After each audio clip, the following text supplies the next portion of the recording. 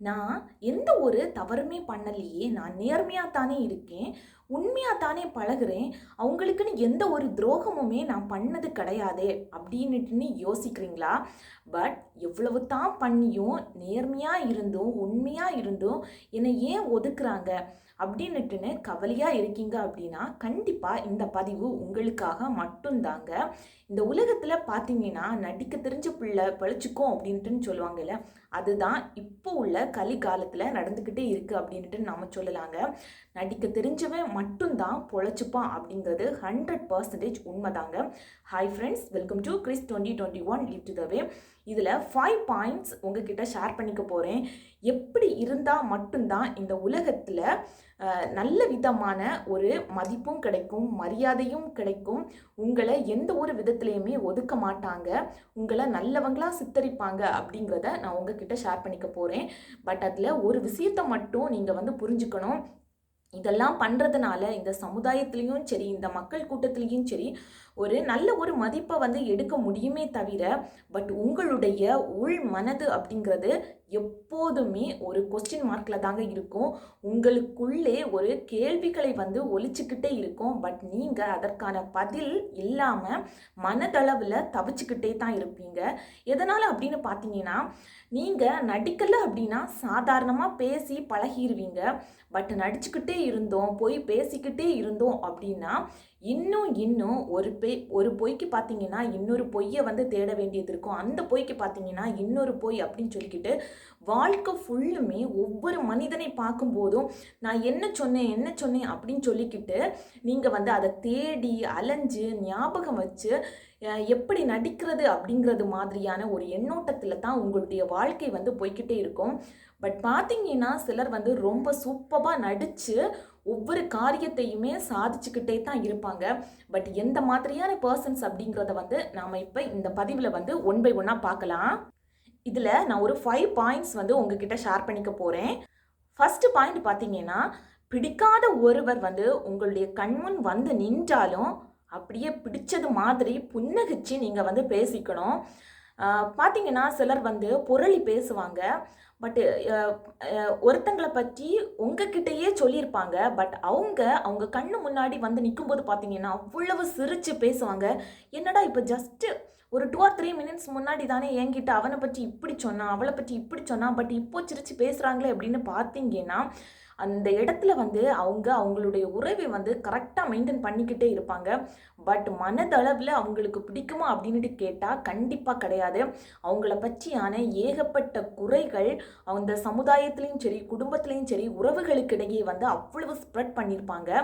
But நேரே பார்க்கும்போது பார்த்தீங்கன்னா அவ்வளவு நல்லவங்களாட்டி அவங்க முன்னாடியே சிரித்து பேசி நடிச்சுக்கிட்டே இருப்பாங்க. அதை தாங்க சொல்கிறது, பிடிக்காதவர்கள் கண் முன்னாடி நின்னாலும் பிடிச்சது மாதிரி ரொம்பவே சிரித்து பேசி நடிச்சு. செகண்ட் பாயிண்ட் பார்த்தீங்கன்னா, அழவேண்டிய இடத்துல அழுக வரவில்லை என்றாலும் அழுதுறணும் அப்படிங்கிறது. எதுக்காக அழணும் அப்படின்னு கேட்டிங்கன்னா, ஏதாச்சும் உங்களுக்கு ஒரு குறிப்பிட்ட இடத்துல நீங்கள் போய் நிற்கிறீங்க. பட் ஏதாவது ஒரு சுச்சுவேஷன் அதில் இருக்குது. பட் அதில் அழ வேண்டிய சுச்சுவேஷன் கூட கிடையாது. பட் நடிக்கிறவங்க பார்த்தீங்கன்னா ஏதோ ரொம்பவே பாசம் இரக்கம் இருக்கிறது மாதிரி அவ்வளவு ஆக்ட் பண்ணுவாங்க. பட் அதுக்கு அவ்வளவு எக்ஸ்ப்ரெஷன் கொடுக்கணுமா அப்படின்ட்டுன்னு கேட்டால் கண்டிப்பாக கிடையாது. எதுக்காக இவ்வளவு எக்ஸ்ப்ரெஷனை கொடுக்குறாங்க அப்படின்ட்டுன்னு தெரியாது. பட் அந்த சந்தர்ப்ப சூழ்நிலையில சிக்கி தவிக்கிறவங்க என்ன நினைப்பாங்க அப்படின்னா, இவங்க தான் அளவு கடந்த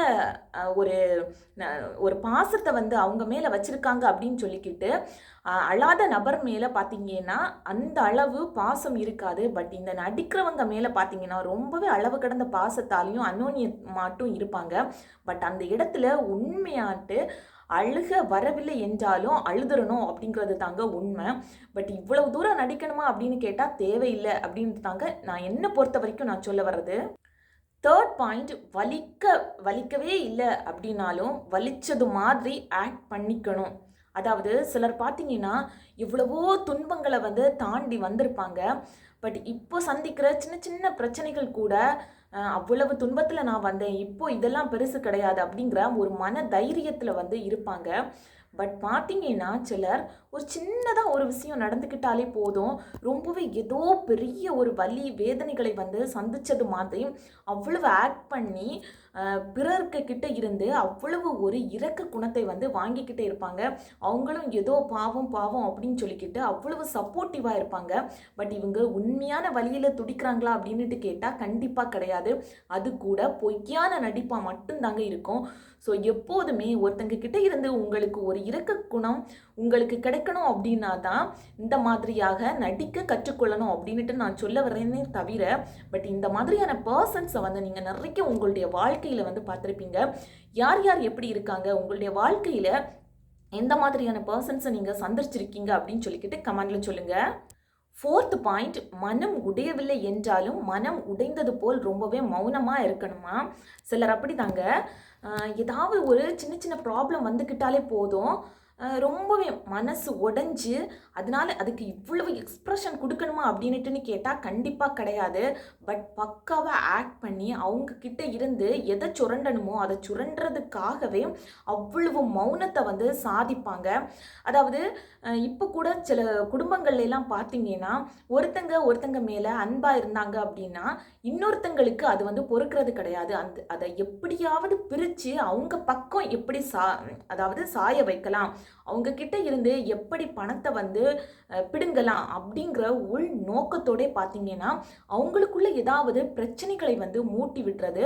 அதுக்கப்புறமா பார்த்தீங்கன்னா எதுவுமே கண்டுக்காதது மாதிரி, ஐயோ உங்களுக்குள்ள பிரச்சனை வந்துட்டு அப்படின்னு சொல்லிக்கிட்டு எதனால அப்படின்னு சொல்லிக்கிட்டு தெரியாதது மாதிரியான ஒரு ரியாக்ஷன் கொடுத்து அவ்வளவு மௌனமாக போய்கிட்டு இருப்பாங்க.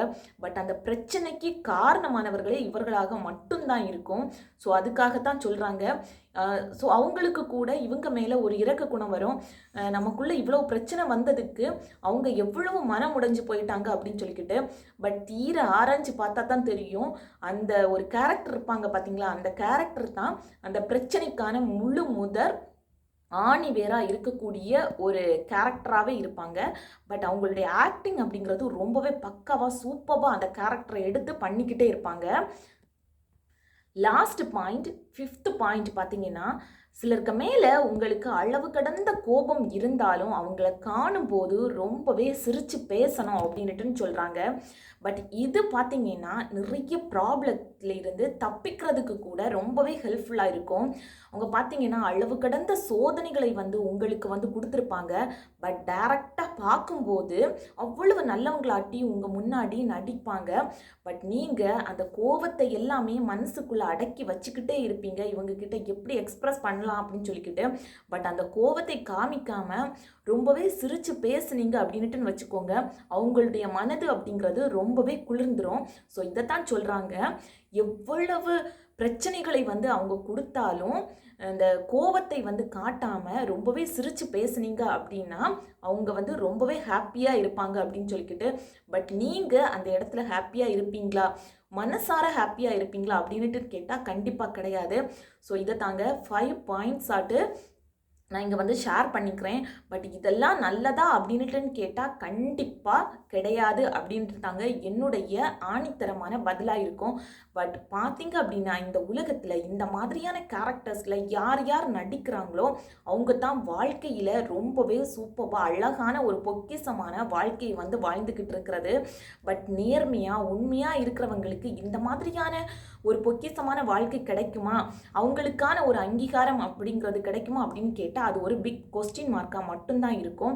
பட் இந்த மாதிரி சிரிக்க தெரியாட்டியும் சிரிக்கணும், மனம் முடியாட்டியும் மனம் உடைந்தது மாதிரி காட்டி அமைதியாக இருக்கணும், கோபம் வராட்டியும் கூட கோபத்தை வந்து வெளிப்படுத்தாமல் ரொம்பவே சிரித்து பேசி அந்த மாதிரி இருந்தீங்க அப்படின்னா இந்த உலகத்தில் ரொம்பவே சூப்பரான ஒரு வாழ்க்கையை வாழலாம் அப்படின்னு சொல்லிக்கிட்டு ஒரு சில வார்த்தைகள் தத்துவங்கள் மூலமாக நமக்கு கொடுத்துருக்காங்க. இது வந்து அவங்களா எழுதுனது கிடையாது, ஒரு சிலர் மூலம் அவங்க கற்று தெரிந்து அனுபவப்பட்டு அனுபவபூர்வமாக இப்பொழுதெல்லாம் நடந்து கொண்டிருக்கிற ஒரு சில சீரீஸ் தாங்க இந்த மாதிரியான ஒரு விஷயங்களாக வெளிப்பட்டுக்கிட்டே இருக்குது. கண்டிப்பாக இந்த பதிவு உங்களுக்கு யூஸ்ஃபுல்லாக இருந்திருக்கும் அப்படின்ட்டு நினைக்கிறேன். யூஸ்ஃபுல்லாக இருந்துச்சு அப்படின்னா லைக் பட்டனா ப்ரெஸ் பண்ணிக்கோங்க. இது தான் நம்ம சேனலை ஃபஸ்ட் டைம் பார்க்குறீங்க, இந்த கண்டென்ட் எல்லாம் உங்களுக்கு யூஸ்ஃபுல்லாக இருந்துச்சு அப்படின்னா நம்ம சேனலை சப்ஸ்கிரைப் பண்ணிக்கோங்க. ஸோ எப்போதுமே வாழ்க்கையை வந்து யதார்த்தமாக எடுத்துக்கோங்க, எப்போதுமே கவனமாக உங்களுடைய வாழ்க்கையை வாழுங்க, பாசிட்டிவாக திங்க் பண்ணுங்கள். தேங்க்யூ.